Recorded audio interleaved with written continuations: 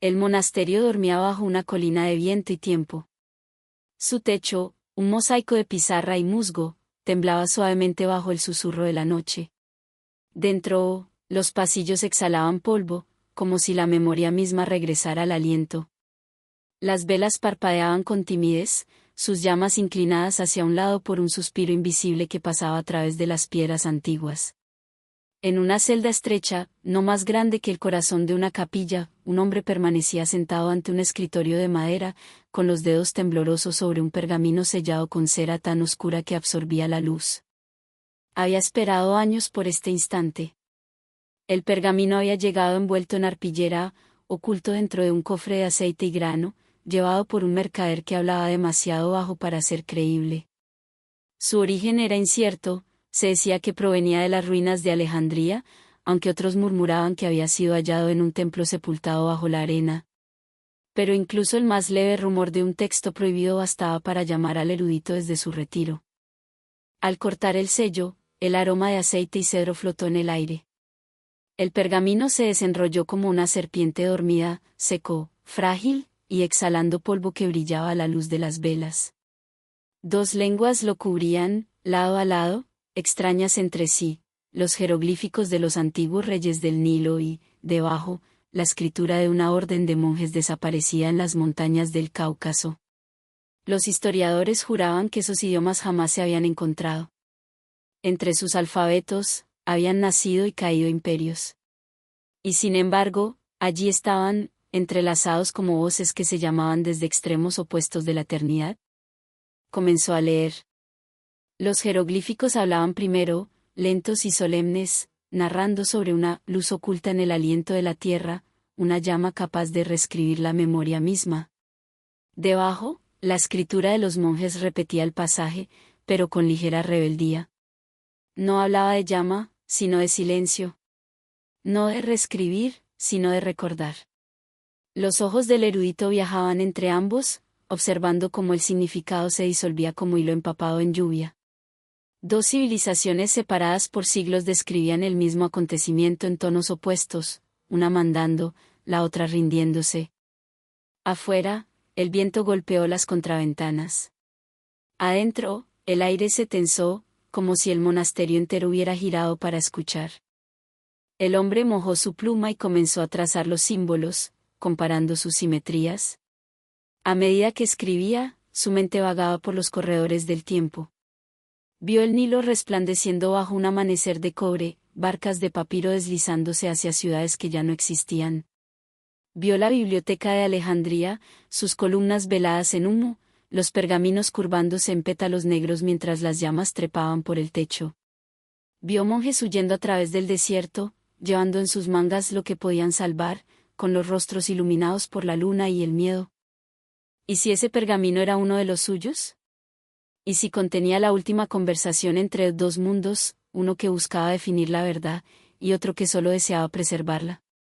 Se inclinó más cerca, siguiendo una palabra grabada en el margen, nefes, alma, aliento. Pero la tinta parecía viva. Bajo la vibración de la llama, las letras se derretían, transformándose de un idioma al otro como si no fueran enemigos, sino dos memorias reencontrándose. El corazón del erudito latía lento. Susurró las palabras apenas audibles. La luz que arde debe aprender primero a ocultarse. El sonido de su propia voz lo sobresaltó. Rebotó por las bóvedas del cuarto como una plegaria que había esperado siglos para ser pronunciada. El polvo se elevó en espirales, iluminado por la llama temblorosa. En aquel remolino suave, algo pareció moverse, no una figura, no una sombra, sino una memoria hecha visible. Un viajero abrió una vez el pergamino. Su superficie estaba en blanco. Pero al sostenerlo contra la luz, aparecieron palabras tenues, moviéndose como agua, escribí hasta desaparecer. Cada línea era una confesión, escrita no con culpa, sino con asombro.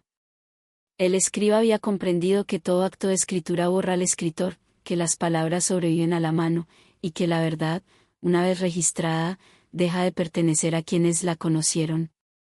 El viajero desenrolló más y encontró dibujos ocultos entre las líneas, mapas de tierras olvidadas, rostros sin ojos, templos medio hundidos en la arena. Al final, una última frase brilló débilmente antes de desvanecerse en polvo: todo reino termina cuando sus historias dejan de respirar. Luego el pergamino volvió a quedar en silencio. Lo colocó con cuidado y retrocedió. La cámara pareció exhalar. El polvo se elevó en espirales lentas, atrapando la luz tenue del techo. Por un momento, el viajero creyó ver una figura, un hombre inclinado sobre su mesa, escribiendo a la luz de una vela, su reflejo temblando sobre la piedra. Luego desapareció. Solo quedó el murmullo del tiempo. Cuando abandonó la tumba, no llevaba nada, ni siquiera recuerdos. Pero esa noche, bajo las estrellas, las palabras acudieron solas, frases que jamás había oído, pero que de algún modo conocía. Las escribió sin pensar, su mano guiada por otra presencia. Al terminar, miró el pergamino. La tinta brillaba con un resplandor dorado. No comprendía el idioma, pero sí su silencio. Quizás el escriba sigue escribiendo, no en templos ni en pergaminos, sino en los corazones de quienes escuchan sin querer poseer la verdad. Y en algún lugar, bajo la arena, la pluma tallada en la puerta reluce débilmente bajo la luna, como si aún esperara firmar el próximo sueño en la historia. Más allá de la última costa dibujada en los mapas, donde la geografía se entrega al mito, se extiende un mar que ha olvidado su propio nombre. Los marineros hablan de él en voz baja, una región donde las brújulas giran sin descanso y el horizonte parece respirar. Bajo esas aguas cambiantes, duermen estatuas. Son rostros enormes y gastados, tallados en piedra, que yacen boca abajo en la arena, sus rasgos suavizados por siglos de corrientes y coral. Alguna vez fueron dioses. Ahora son arrecifes. Hace mucho, cuando el mundo era mitad luz y mitad recuerdo, se decía que ese océano era sagrado. Las islas que lo salpicaban brillaban como cuentas de un rosario. Sus pueblos creían que el mar estaba vivo, no como una fuerza que temer, sino como una mente, una presencia que escuchaba. Construían templos frente a las olas y cantaban al amanecer, saludándolo como a un amigo. A cambio, el océano guardaba sus secretos, tragándose lo que querían olvidar y llevándolo hasta sus bóvedas más hondas. Pero los siglos pasaron, y los reinos se impacientaron con el silencio de sus dioses. Exigieron señales, milagros, victorias. El mar no dio ninguna. Los sacerdotes proclamaron que la divinidad había vuelto el rostro, y surgieron nuevos dioses, los del hierro, el comercio y la conquista. Los barcos comenzaron a cortar las aguas sagradas con soberbia. Las canciones antiguas se desvanecieron, y con ellas, la memoria del océano. El último sumo sacerdote de la marea construyó un santuario final sobre un acantilado de coral. El día de su consagración, el cielo se tornó color ceniza. Las olas se retiraron, conteniendo el aliento. Entonces, dicen, el océano eligió olvidar. Se alzó con calma, sin ira, y dobló las islas bajo su superficie. No hubo trueno, ni furia, solo el sonido de una oración que se alejaba. Cuando el agua se aquietó, no quedaba tierra, ni templo, ni voz que pronunciara su nombre. Cerró los ojos. Ahora los buzos que descienden a esas profundidades hablan de un silencio que vibra. Nadan entre columnas cubiertas de anémonas, con sus linternas resbalando sobre murales casi borrados por la sal. En el fondo, una avenida de estatuas se extiende hasta el infinito, hombres, mujeres y deidades, todos vueltos hacia abajo, como en duelo. A veces, cuando la corriente se aquieta, burbujas surgen de sus labios, portando ecos que suenan casi como palabras. Los buzos escuchan fragmentos, canciones de cuna, himnos, confesiones. Una frase regresa una y otra vez, no recordamos nada, y aún así lloramos. De noche, el mar es cristal. Las estrellas se reflejan en su superficie como nombres no pronunciados. Los pescadores cuentan que, cuando lanzan sus redes demasiado profundo, estas regresan enredadas con flores, delicadas flores blancas que se marchitan al tocar el aire. Las llaman las disculpas del océano. Ya nadie lo adora, pero el mar sigue escuchando. Escucha el ruido de los motores, el zumbido del metal sobre su piel, las canciones distraídas de los viajeros que ignoran a dónde navegan. Se ha convertido en un espejo que devuelve a la humanidad lo que una vez veneró y ahora ha olvidado. Y a veces, cuando una tormenta se forma sobre su calma, el agua se hincha de memoria, solo lo suficiente para recordarle al mundo que incluso lo silencioso recuerda cómo hablar. Quizás los dioses no mueran, simplemente duermen en elementos demasiado profundos para alcanzarlos. Y tal vez, cuando el viento suspira sobre el horizonte, no sea el clima quien habla, sino el aliento, el océano soñando otra vez con los nombres que perdió. Más allá de los bordes de los mapas recordados, en un valle donde el viento nunca habla, existió una vez un reino sin palabras. Ningún registro lo nombra, ninguna ruina lleva su emblema, pero quedan rastros, fragmentos de mármol grabados con líneas vacías, vasijas adornadas con dibujos que parecen murmurar en lugar de decir. Se cuenta que su pueblo creía que nombrar algo era herir su espíritu. Así construyeron su mundo sobre el silencio, no como ausencia, sino como un idioma de reverencia.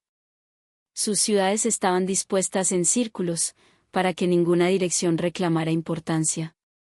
Sus leyes no se tallaban en letras, sino en símbolos del aliento, espiral, ola, llama, cada uno con significado solo cuando se sentía, no cuando se leía. Hablaban con los ojos, con las manos, con las pausas. Cuando dos se encontraban en el camino, se inclinaban levemente y dejaban que el silencio entre ellos completara el saludo. Incluso la música era escasa, preferían el ritmo de la tierra, la percusión suave del viento contra la piedra. En el corazón del reino se alzaba un templo distinto a todos. Ninguna puerta conducía a su interior, solo un arco enmarcaba el cielo. Los peregrinos entraban por medio de la quietud. Dentro, estanques de agua reflejaban el firmamento y el aire brillaba como si escuchara. No había ídolos, solo luz. Los sacerdotes no predicaban, esperaban.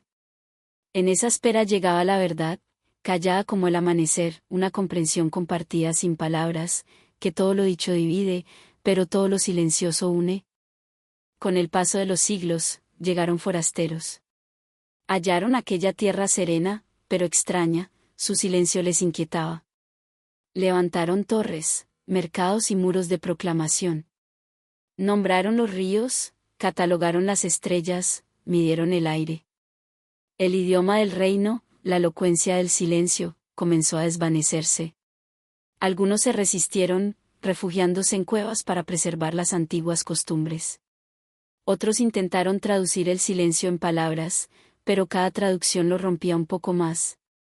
Cuenta una leyenda que nació una niña muda bajo la última luna llena antes de la caída del reino. Cuando los invasores exigieron rendición, la niña salió a la plaza y alzó la mano. Los ejércitos se detuvieron, no por fuerza, sino por una quietud inmensa que se extendió desde ella como la luz sobre el agua. Las aves quedaron suspendidas en vuelo, el viento contuvo el aliento y hasta las olas se detuvieron en la orilla. En ese silencio, pasó una comprensión entre enemigos, algo que ninguna palabra podía contener. Por un momento, el mundo recordó cómo escuchar. En la oscuridad de sus pensamientos, caminó por los lugares que esas palabras conocieron, el aire salado de costas olvidadas, los suelos de mármol de bibliotecas derruidas, los dedos manchados de tinta de escribas anónimos que escribían para dioses que jamás respondían.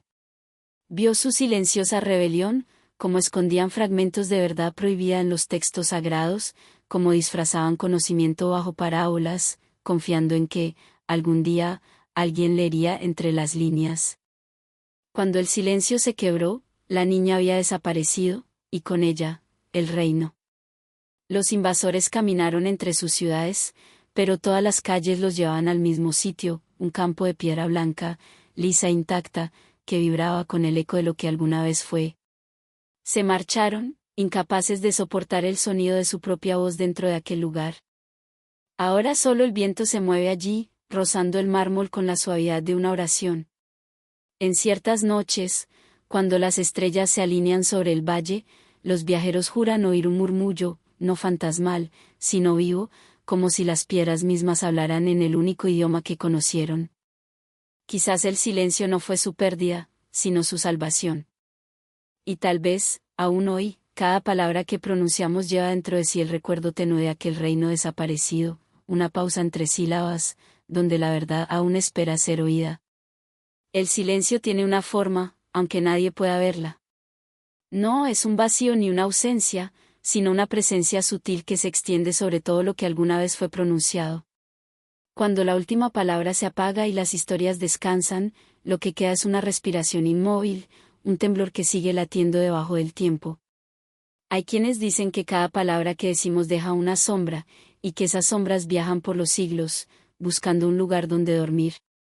Así, los templos caídos, las lunas que desaparecieron, las bibliotecas que ardieron y los reinos que callaron no se perdieron, duermen bajo la arena, soñando con volver a ser recordados. En algún rincón del mundo, un viajero escucha ese sueño, se detiene ante una piedra y comprende que las ruinas no son restos, sino memorias petrificadas. Escucha un sonido leve, como un suspiro que no pertenece al viento. Es la voz de la tierra contándose a sí misma, una voz tan antigua que ya no necesita lenguaje. Tal vez todo lo que hemos llamado historia no sea más que el intento del silencio por entenderse a sí mismo a través de nosotros. Los antiguos lo sabían, por eso mentían con ternura. Mintieron para protegernos del abismo, para dar forma al misterio con palabras suaves que pudieran abrazarse. Inventaron dioses no por ambición, sino por miedo a quedarse solos frente a lo infinito. Inventaron destinos para no admitir que todo comienza y termina en el mismo lugar, en el silencio. Cuando el primer hombre pronunció el primer nombre, el mundo se partió en dos, lo que se podía decir y lo que debía callarse. Desde entonces, vivimos buscando el puente entre ambas mitades. Pero a veces, en la quietud de la noche, cuando el fuego se apaga y el corazón late despacio, ese puente reaparece. No está hecho de piedra ni de fe, sino de escucha. Es entonces cuando el universo parece inclinarse hacia nosotros, y oímos su voz sin palabras, esa melodía baja que no viene de fuera, sino de dentro. En ese instante comprendemos que el silencio no es enemigo del sonido, es su raíz, su memoria, su destino. Los sabios antiguos lo sabían. En los templos sin nombre, bajo las bóvedas de piedra, se sentaban durante horas sin hablar, esperando que el aire se llenara de significado. Allí, en la penumbra, el conocimiento no se transmitía con frases, sino con presencia. Miraban la llama de una lámpara, el reflejo del agua, el polvo suspendido en el rayo del sol, y entendían más que en 1000 discursos. Cuando el lenguaje fallaba, la verdad se mostraba entera, desnuda, transparente como el aliento. Y con el tiempo, esa verdad fue olvidada, porque el hombre eligió la voz en lugar del silencio. Creímos que hablar era vivir, que nombrar era poseer, y así el ruido cubrió la sabiduría. Pero el silencio siguió esperando, escondido entre los espacios de las palabras, en la pausa entre una pregunta y su respuesta, en el momento antes del amanecer, en el latido que separa un pensamiento de otro. Allí vive lo eterno. Tal vez por eso la historia vuelve siempre al mismo punto, como una ola que no se cansa de tocar la orilla. El mundo habla, se repite, se corrige, se contradice, pero al final todo regresa a la calma. Las verdades que hoy defendemos serán los mitos de mañana, y las mentiras que hoy tememos serán las metáforas de otro tiempo. Lo único que perdura es la música que queda cuando todo ha callado. En ese eco habita la conciencia. Por eso, cuando las civilizaciones desaparecen, el viento aún canta sobre sus ruinas, porque el viento no olvida. Acaricia las piedras y pronuncia los nombres que los hombres quisieron borrar. Y a veces, en las noches más tranquilas, parece que la luna se inclina un poco más, como si también escuchara. Quizá el universo entero es un oído inmenso, esperando que aprendamos a hablar sin palabras. El fin de la historia no será una explosión ni un juicio, sino un suspiro colectivo, un regreso a la fuente donde todo comenzó. Allí donde las estrellas respiran sin emitir sonido, donde el tiempo se dobla sobre sí mismo como una manta que cubre el sueño del mundo, allí está el hogar. Y cuando lleguemos, no con pasos, sino con silencio, comprenderemos que nunca nos fuimos, que siempre estuvimos dentro de esa misma nota infinita que vibra desde el origen. Porque lo sagrado no se escribe, se escucha. Y toda historia, incluso la nuestra, terminará del mismo modo, no con un grito, sino con un aliento que se apaga lentamente, devolviendo al universo su silencio. Y en ese último instante, justo antes de dormir, el mundo volverá a ser lo que siempre fue, una sola respiración compartida entre lo que existe y lo que sueña. Quizá que el pergamino nunca debió ser leído en voz alta. Quizá estaba destinado a dormir, como el conocimiento a veces debe hacerlo, hasta que el mundo fuera lo bastante callado para oírlo. Abrió los ojos de nuevo. Las palabras ahora brillaban suavemente, latiendo como estrellas bajo el agua. Notó algo nuevo, un patrón que conectaba ciertas letras, formando una espiral que conducía al centro del pergamino. Siguió la espiral con el dedo. En su núcleo, encontró un solo signo, ni jeroglífico ni escritura monástica, con la forma curva de un aliento exhalado. No pensó su significado, lo sintió, el silencio es la traducción final. La vela titubeó. El erudito levantó la mirada. El aire se había vuelto más espeso, más antiguo. Las sombras se inclinaban hacia él, como si las paredes desearan leer también. Escuchó el leve crujir de la madera, el murmullo de páginas invisibles que se pasaban en algún punto lejano. Todo el monasterio parecía respirar. Sintió que ya no estaba solo. Habló suavemente, dirigiéndose al pergamino. ¿Qué eres? No hubo respuesta, pero el viento que cruzó el pasillo se moldeó en un suspiro bajo el agua. No comprendió las palabras, aunque su sentido le oprimió el pecho. Somos aquello que eliges olvidar. Se recostó lentamente. La llama se estabilizó, pequeña y obstinada. Observó el pergamino, la tinta se desvanecía por los bordes, como si la luna, no el fuego, lo consumiera. Tal vez nunca estuvo destinado a perdurar. Tal vez el mensaje debía leerse solo una vez, y luego desaparecer. Pensó en las historias reescritas por los reyes, en las verdades enterradas bajo coronas y altares, en los eruditos silenciados por el miedo. Quizás la verdad no muere, solo aprende a dormir. Se pliega dentro de palabras pacientes, esperando siglos hasta que alguien se atreva a escuchar sin necesidad de comprender. Sus ojos se suavizaron. La vela tembló una vez más y se extinguió, bañando el pergamino en un resplandor dorado antes de desaparecer. Las palabras se disolvieron lentamente en las fibras, dejando apenas sombras donde había significado. Cerró el pergamino y lo apoyó sobre la mesa. La habitación quedó inmóvil. Afuera, el viento traía el olor del mar, aunque el monasterio estaba lejos de toda costa. Recordó la antigua frase, la luz que arde debe aprender primero a ocultarse. Quizás nunca debió encontrarse. Apagó la vela, y la oscuridad lo acogió como a un viejo amigo. En la negrura, sintió el calor tenue del pergamino en su mano, como si la verdad en su interior aún palpitara, esperando otro siglo para despertar. Y en algún lugar más allá de los muros, bajo la tierra que respira lentamente, otro pergamino aguardaba, sellado en silencio, su tinta dormida, su lenguaje soñando con el día en que el mundo vuelva a estar lo bastante quieto para escuchar. Más allá de las dunas, donde el viento se mueve como la memoria entre granos infinitos de oro, se dice que existe una ciudad que no fue construida, sino soñada. Aparece solo cuando la luna es delgada y baja, sus calles trazadas en niebla plateada, sus torres tan suaves como un suspiro. Ningún mapa la ha señalado jamás. Ningún viajero la ha encontrado 2 veces. Y sin embargo, cuando el aire está lo bastante quieto y el desierto late como un corazón dormido, casi se pueden oír sus campanas, no repicando, sino recordando. En el silencio entre las estrellas, camina un viajero. Sus sandalias no dejan huellas, la arena perdona todo lo que toca. No lleva antorcha ni brújula ni destino, solo una historia que le susurró un viejo marinero en una taberna junto al mar. Hay una ciudad que sueña con sí misma, y si cruzas sus puertas, te recordará para siempre. Entonces rió. Ahora, mientras sigue un leve resplandor en el horizonte, la risa le parece algo de otra vida. El aire se enfría, aunque la noche no cambia. Y allí, alzándose desde la oscuridad como un aliento hecho visible, se encuentra una puerta. Una puerta tallada en una piedra que ningún hombre conoce, con un arco con forma de pregunta sin respuesta. Da un paso al frente. La ciudad brilla con una luz tranquila, como si las estrellas mismas hubieran descendido para descansar sobre sus cúpulas. Los muros no se alzan, se curvan. Las puertas respiran. Cada calle conduce a una fuente que canta sin agua, su melodía compuesta solo de viento.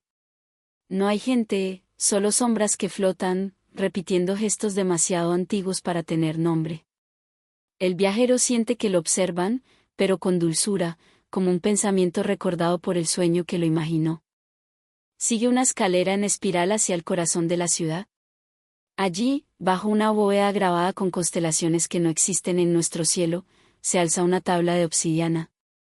En ella están talladas palabras que brillan y se desvanecen, como si les diera vergüenza ser leídas. Esta ciudad existió antes de que nacieran sus constructores. ¿Desaparecerá cuando alguien crea que es real? El viajero se arrodilla. Apoya la mano sobre la piedra y siente calor, no de fuego, sino de recuerdo. Detrás de sus párpados cerrados desfilan visiones. Una civilización que nunca cayó porque nunca se alzó.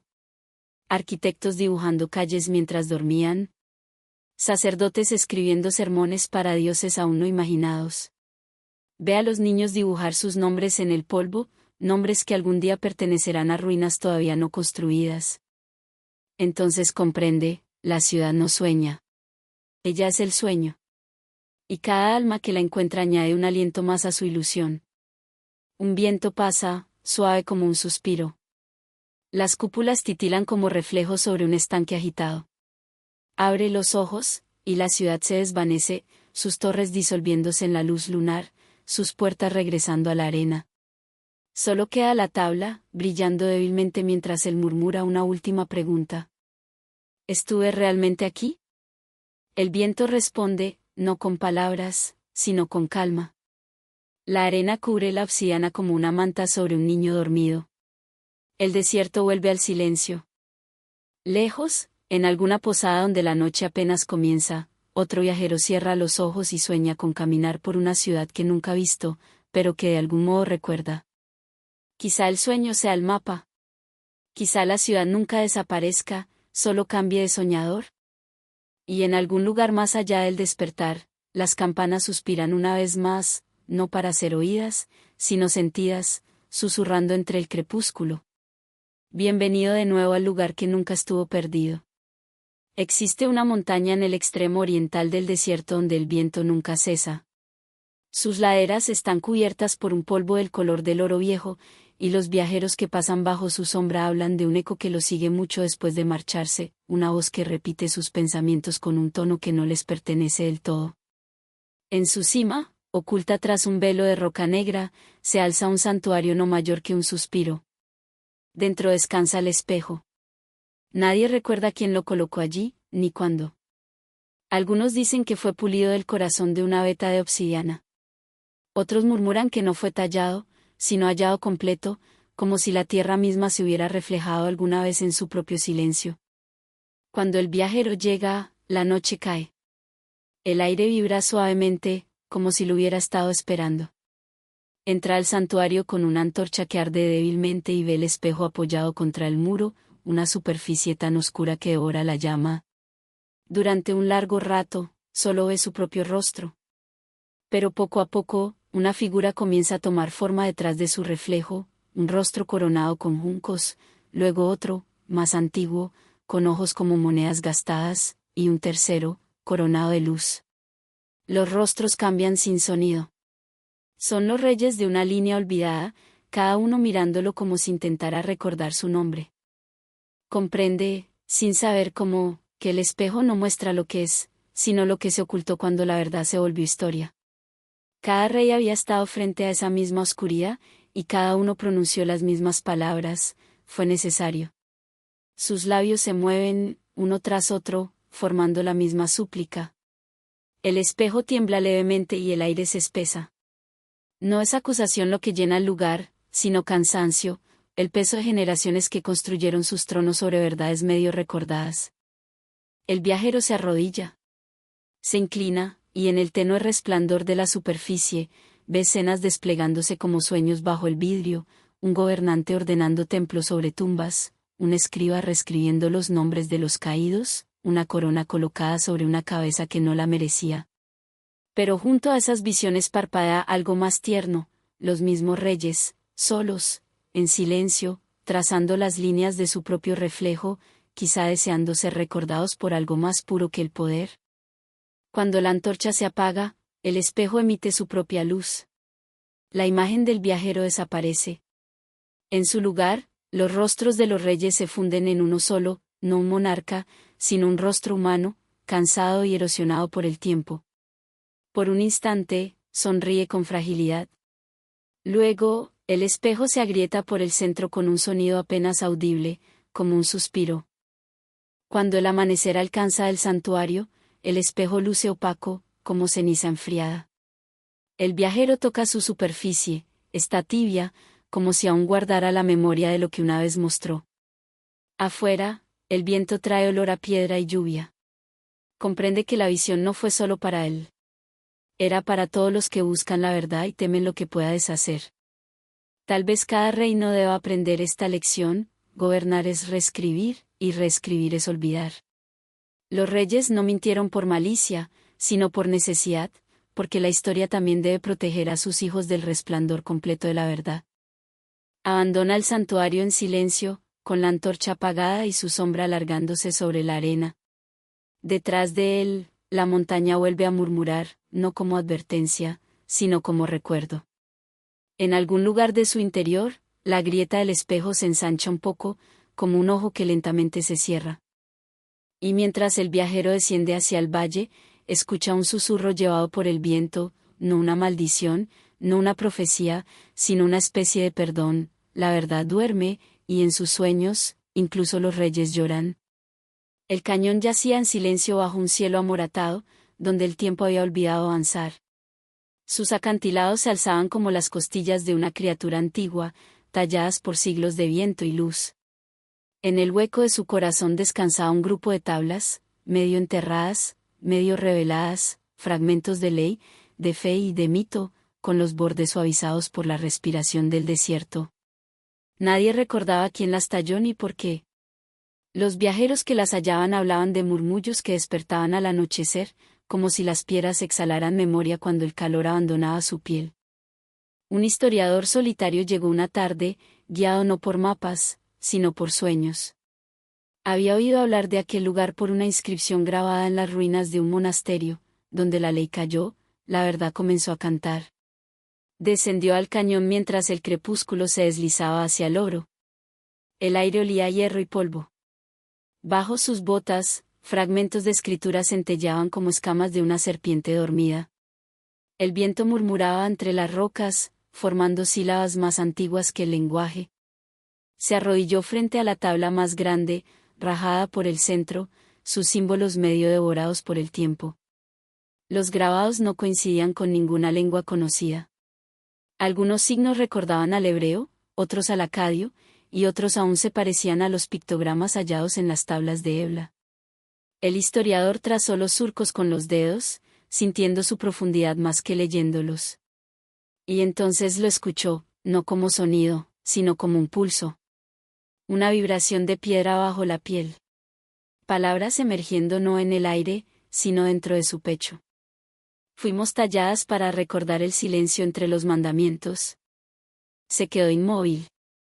El cañón no tenía eco, pero sintió que lo rodeaban presencias, millares de murmullos subiendo y bajando como respiración. Cerró los ojos, y los murmullos se volvieron imágenes, un concilio antiguo bajo antorchas, sacerdotes discutiendo qué verdad es escribir y cuál es ocultar, el primer golpe de un cincel mientras otros desviaban la mirada. Vio el origen de las tablas, no como revelación, sino como negociación. La mitad de lo sagrado había quedado sin pronunciarse, confiada al viento. Comprendió entonces que las tablas rotas no hablaban del orden divino, sino de la duda divina, el instante en que incluso los dioses vacilaron ante la eternidad de sus propias palabras. La noche descendió. Las estrellas se agruparon sobre el cañón, temblando como gotas de tinta en el horizonte. El historiador se sentó entre las piedras, rodeado de fragmentos que aún irradiaban un leve calor. Se sintió pequeño, como si estuviera dentro de un recuerdo que había olvidado a su dueño. A lo lejos, un susurro se elevó de nuevo, más tenue. Toda verdad grabada en piedra nace de una mentira contada dulcemente al tiempo. Quiso escribirla, capturar la frase, pero la tinta se secó antes de tocar el papel. Tal vez estaba destinada a ser oída solo una vez. Con la noche avanzada, advirtió que las grietas de las tablas formaban constelaciones que reflejaban el cielo. Alzó la mirada, arriba, el cinturón de Orión, abajo, las mismas estrellas grabadas en piedra. El cañón entero era un espejo del firmamento, como si los antiguos hubieran querido enseñar a la tierra a recordar la eternidad. Se recostó entre las piedras. El calor de la roca se filtró en sus huesos, tibio y maternal. Cerró los ojos, y los susurros regresaron, ahora como una canción de cuna hecha de polvo y aliento. Hablaron de profetas que se negaron a escribir, de templos enterrados para que la verdad descansara, de la santidad del olvido. Cada susurro llevaba el peso de algo alguna vez creído, ahora liberado. Cuando el amanecer rozó los acantilados, el cañón volvió a estar vacío. El historiador despertó sin huellas, con su cuaderno abierto pero en blanco. Las tablas estaban mudas. Sin embargo, el silencio no era ausencia, sino plenitud, una pausa sagrada entre las frases de la historia. Ascendió lentamente, dejando el lugar tal como lo encontró, intacto, esperando.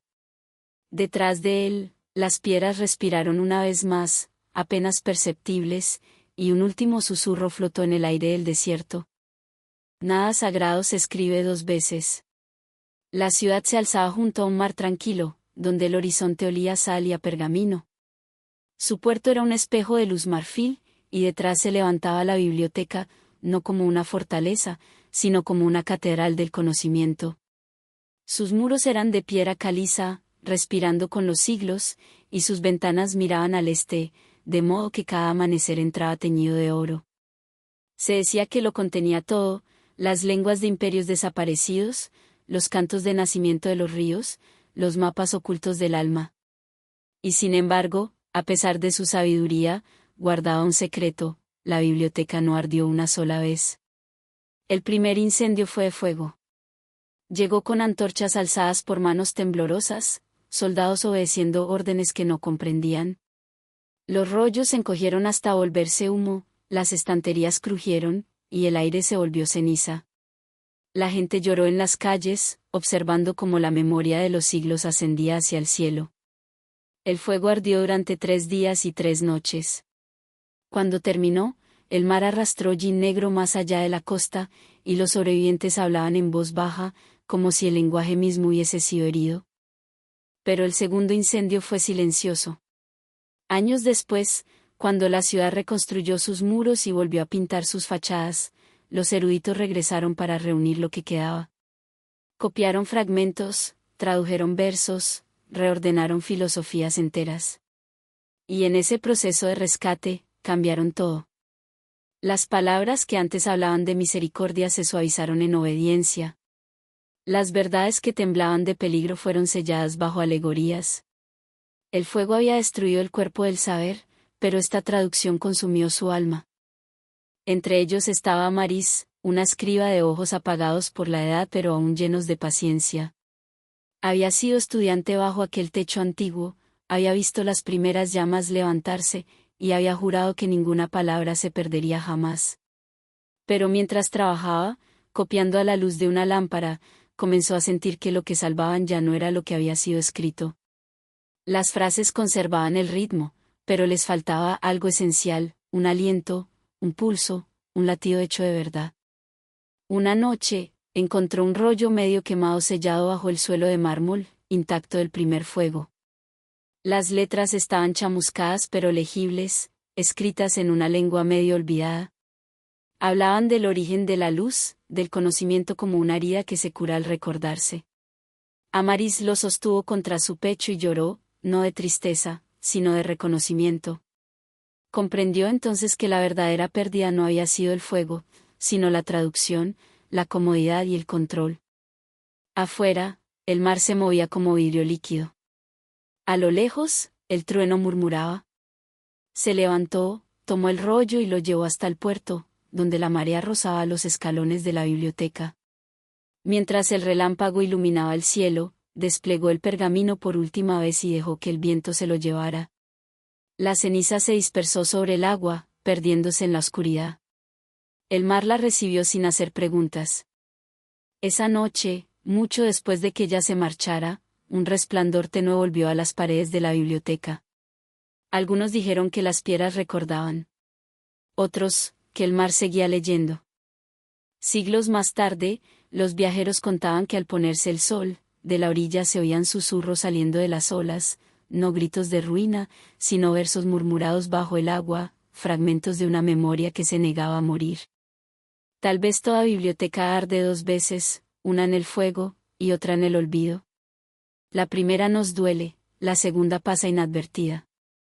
Y en algún lugar, bajo la sal y el silencio, las palabras siguen esperando, intactas, indómitas, pacientes como las estrellas que nunca olvidaron sus nombres. Dicen que dibujó el mundo no como era, sino como se soñaba a sí mismo. Su nombre se perdió entre reinos, pero sus mapas sobrevivieron, delicados pergaminos cubiertos con tinta dorada, trazados por manos que temblaban como si siguieran el pulso de la tierra. En su estudio junto al mar, el cartógrafo trabajaba noches enteras, con la ventana abierta al murmullo de las olas contra las rocas. El olor a sal y cera de vela se mezclaba con el del pergamino envejecido. Sobre su mesa reposaban brújulas, plumas y fragmentos de cartas antiguas, dispersos como huesos de estrellas olvidadas. Cada mapa empezaba igual, no con el borde de un continente, sino con el silencio.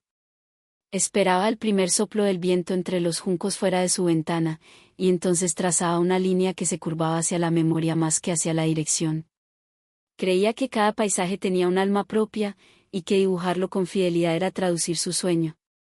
Las montañas se inclinaban hacia el pasado, los ríos fluían hacia la profecía y los océanos se abrían como ojos. Su mundo no era exacto, pero sí vivo. Viajeros y eruditos llegaban desde lejos para ver su obra, aunque pocos la comprendían. Sus mapas mostraban islas nunca vistas, costas que cambiaban con la luna y caminos que terminaban en círculos. Cuando le pedían explicaciones, él sonreía y respondía: la tierra recuerda más de lo que le permitimos. Algunos lo tomaban por místico, otros por loco. Pero unos pocos, los silenciosos, veían en su trabajo algo sagrado, un registro no de geografía, sino de anhelo. Una tarde, un extraño llamó a su puerta con un viejo rollo envuelto en tela aceitosa. El papel era frágil, la tinta casi borrada. Se dice, susurró, que este es el primer mapa que existió, dibujado por quienes caminaron antes de la memoria. El cartógrafo lo desenrolló con cuidado y sintió un temblor bajo los dedos. El mapa no tenía fronteras ni nombres, solo una espiral de líneas que convergían en un punto de luz. En el centro, una palabra escrita en un idioma más antiguo que el pensamiento. No la comprendía, pero la sintió: regreso. Durante semanas la estudió a la luz de la lámpara, trazando sus curvas sobre sus propios mapas, superponiendo lo viejo y lo nuevo hasta que parecían cantar.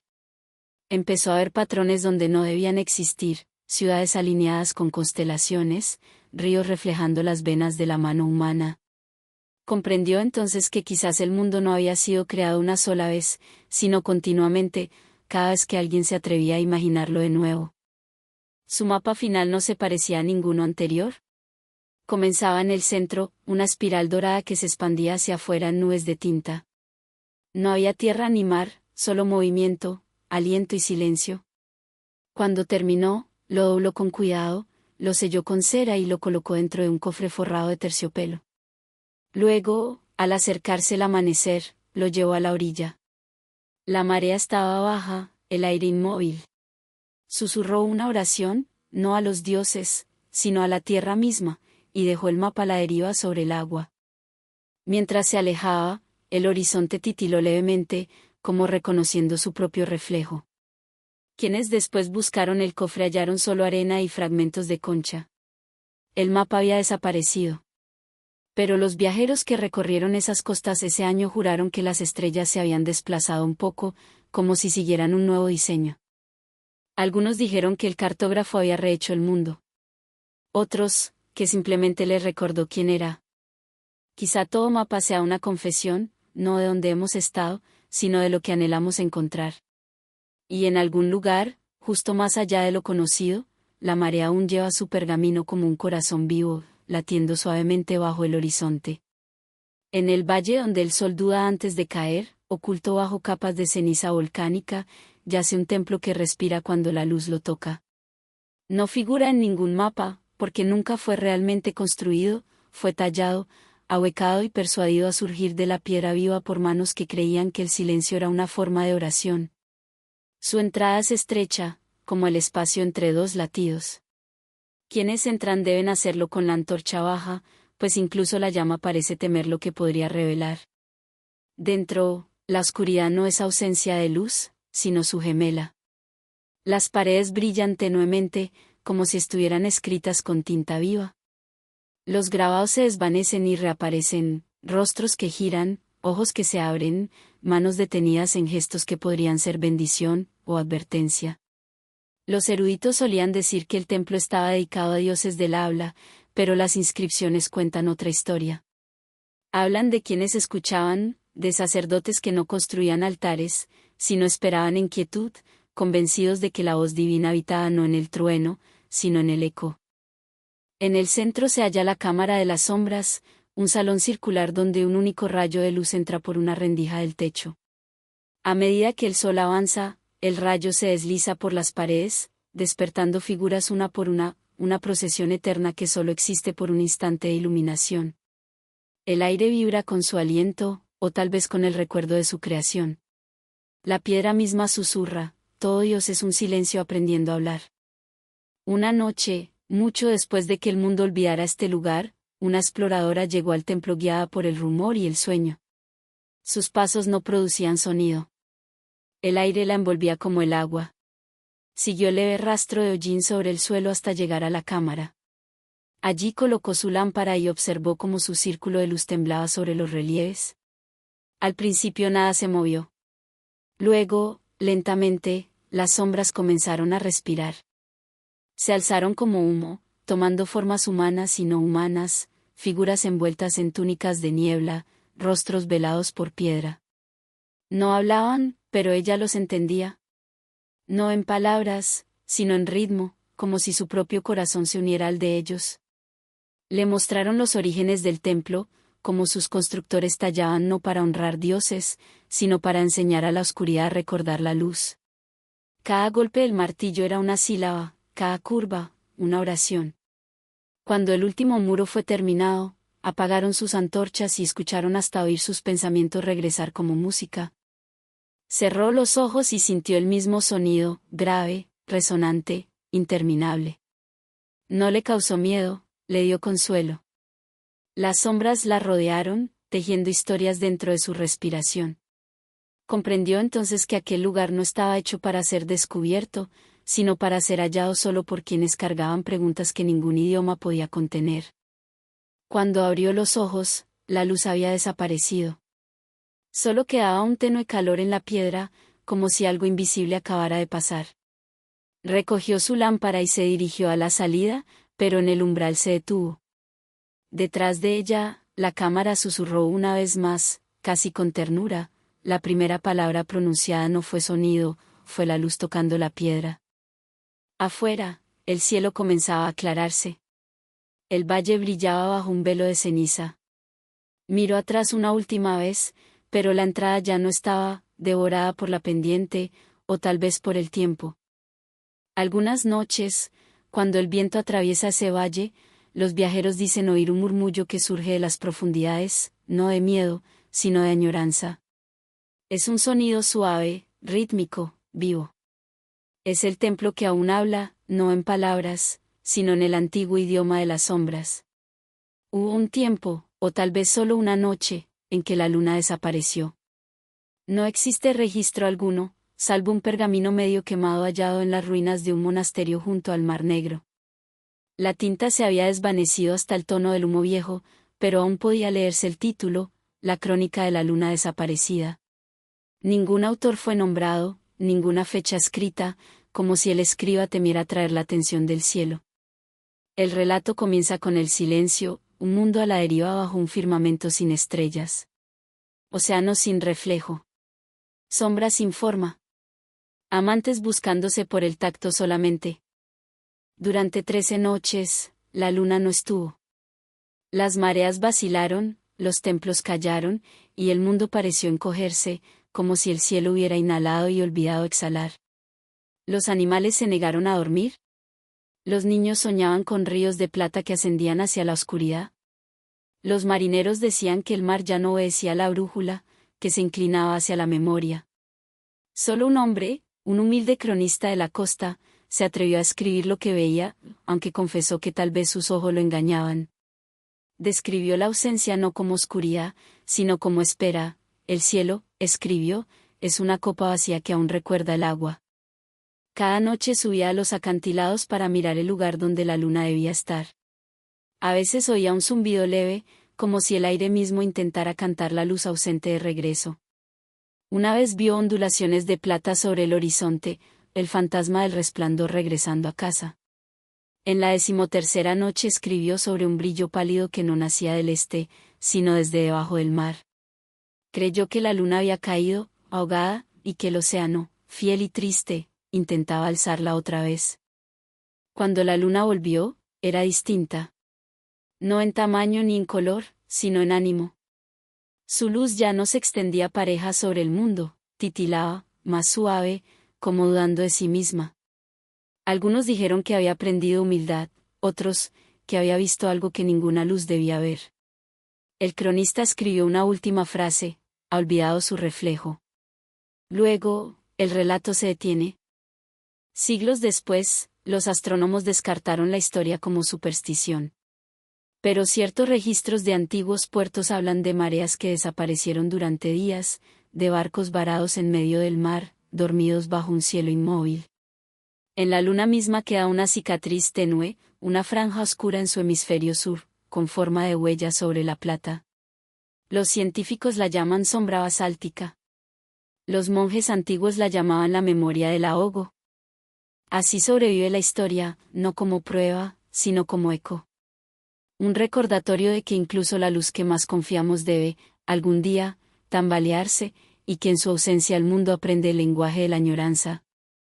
Quizás por eso, aún hoy, cuando las nubes cruzan el cielo y la luna se oculta, algo en nosotros espera, no con miedo, sino con reconocimiento. Recordamos la noche en que se fue. Y recordamos que volvió. Se alza en un valle al que no conduce ningún camino, medio oculta entre la niebla y la memoria. Los viajeros que tropiezan con ella hablan de un silencio tan completo que parece vivo, un silencio que escucha. La catedral es más antigua que sus piedras. Sus constructores no dejaron marca, ni firma, ni escritura. Los muros se elevan en curvas demasiado intencionadas para ser casuales, demasiado suaves para pertenecer a un imperio. La luz entra por vitrales opacos que filtran el sol en un oro sin color.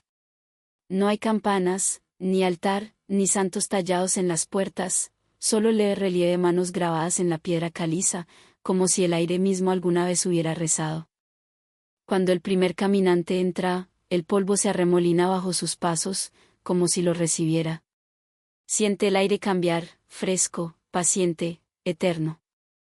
El techo se arquea hacia arriba como un aliento contenido demasiado tiempo. Bajo sus dedos, la piedra vibra, leve, resonante, portando ecos de lenguas olvidadas. Se dice que la catedral fue antaño un punto de encuentro entre credos que no podían pronunciarse mutuamente, monjes, místicos, sabios, exiliados, todos reunidos con la esperanza de que el silencio se convirtiera en un idioma común. En el centro de la nave yace un círculo de luz, ni solar ni de fuego, sino algo intermedio, un resplandor pálido que late como un corazón. El viajero se adentra en él. Por un instante oye voces, no arriba, sino dentro. Plegarias sin palabras, confesiones sin culpa. Cada sonido se disuelve en el siguiente hasta volverse ritmo, como olas golpeando la piedra. Comprende que no es una casa de culto, sino de memoria, un lugar erigido para honrar aquello que la humanidad olvidó compartir. Recorre capillas que no conducen a nada, pasillos que regresan sobre sí mismos, puertas que se abren al aire. En un muro, capas de frescos se superponen, bajo cada pintura hay otra, más antigua y más oscura. Reyes convertidos en santos, santos en mitos, mitos en polvo. La historia reescribiéndose hasta que ninguna imagen queda intacta. Pero al acercarse, distingue la silueta más tenue bajo todas ellas, una figura ni hombre ni mujer, arrodillada no ante una cruz, sino ante la luz misma. La fe original, quizá, no de adoración, sino de asombro. Afuera, el viento se levanta. Una tormenta se forma en el valle, aunque no cae lluvia. El viajero se sienta en la nave y observa cómo el aire se espesa de gris. La catedral no se estremece, escucha. Un relámpago parpadea tras los vitrales, iluminando palabras que no puede leer talladas sobre el arco, todos los nombres se disuelven en un solo silencio. Cuando por fin parte, el sendero que lo trajo ya no existe. El valle se pliega tras él, borrando todo rastro. Sin embargo, al alejarse, siente algo dentro de sí, un eco, una calma, una paz que vibra bajo el pensamiento. Se dice que quienes encuentran la catedral sin nombre nunca se van del todo, solo llevan su silencio consigo. Quizás los lugares más sagrados sean aquellos que no piden nada. Y tal vez, bajo cada nombre que pronunciamos, el mismo silencio escucha, esperando ser recordado. En el Valle de los Reyes convertidos en polvo, hay una tumba sin nombre. Su entrada no mira ni al este ni al oeste, sino al horizonte callado donde duerme el viento. La puerta está grabada con un solo símbolo, una pluma, tallada con tanta delicadeza que parece dibujada por el aire. Los guías que conducen a los viajeros por las ruinas nunca la mencionan. Algunos dicen que no aparece a menos que uno camine solo, sin luz. Es un lugar que se oculta de la intención. Dentro, el aire es antiguo pero amable. Las paredes no muestran frescos de batallas ni escenas de triunfo. En cambio, líneas de escritura cubren cada superficie, palabras en lenguas que jamás gobernaron un reino. Algunas son oraciones. Otras, preguntas. Muchas son ilegibles, desvanecidas hasta volverse el color del aliento. En el centro yace un sarcófago sin adornos, su tapa entreabierta. Dentro no reposa un cuerpo, sino un pergamino, enrollado con un hilo de oro. La historia cuenta que el escriba allí enterrado sirvió a muchos reyes, pero no perteneció a ninguno. Registró victorias en las que no creía, firmó decretos que transformaron la verdad en mito, y escribió mentiras con tanta habilidad que se volvieron historia. Cuando murió el último de sus amos, desapareció, dejando tras de sí crónicas que se contradecían con tal perfección que ningún erudito pudo discernir qué mundo era el real. Solo quedó esta tumba, sellada con tinta en lugar de piedra.